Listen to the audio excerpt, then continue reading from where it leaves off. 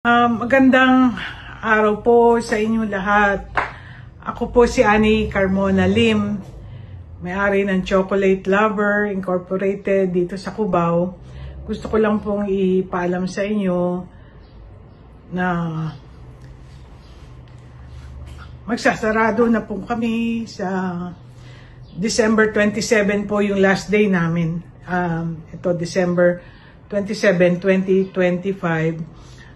Tuloy-tuloy pa rin naman ho yung pagbebenta namin hanggang sa mga araw na yon, at saka yung mga fast-moving, mga chocolates, buttercream, walnuts, meron pa rin ho kami. Talagang hindi namin pababayaan yung mga customers namin na kung kailan nila kailangan ngayong Pasko, bibitawan namin. Hindi po yung dedication ng Chocolate Lover sa mga nagbi-business.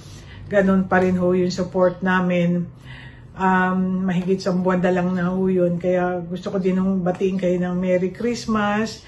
And maraming pong salamat sa lahat ng suppliers namin. Mga dati ko estudyante, mga customers namin. Ito na, goodbye na. After 36 years, goodbye na tayo. Gusto ko lang ipaalam na ang dahilan po kasi ayaw na rin po kasing manahin ng mga anak ko. Okay na po kami sa ibang bansa. Ako naman po mag-aalaga na lang ng apo kasi matanda na rin ho ako. Hirap na ako magbiyahe-biyahe. Kaya ngayon alam nyo naman na binibenta ko tong castle pero wala pa rin naman hong buyer. Kaya balak sana namin habang walang buyer paupahan. Pero syempre mag-check pa rin ho kayo sa Facebook kung ano na yung mga development, kung gusto nyo rin makichismis pa sa amin.